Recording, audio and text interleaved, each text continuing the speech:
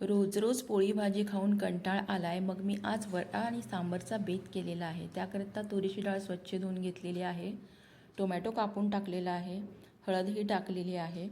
आता हे भांडं मी कुकरमध्ये ठेवते आणि बाजूलाच बटाटेही लावून घेते, म्हणजे दोन्ही कामं एकाच वेळेस होतात।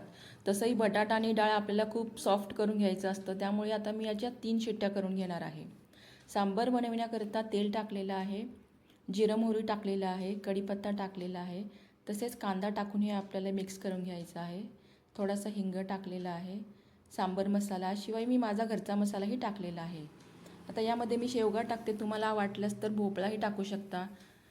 डाळ हटून घेतलेली होती ते मी आता टाकून घेते। तुम्हाला जितकं पातळ सांबर हवं आहे त्या पद्धतीने तुम्ही पाणी टाकून शिजवून घेऊ शकता।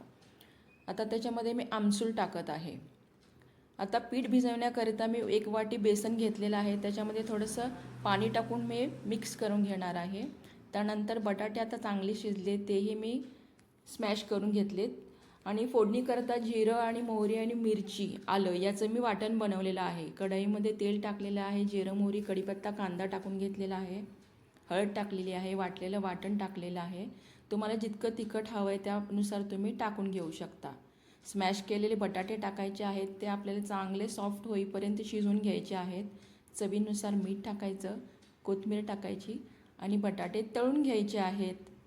माझी ही जर रेसिपी तुम्हाला आवडली असेल तर नक्की सबस्क्राईब करा। धन्यवाद।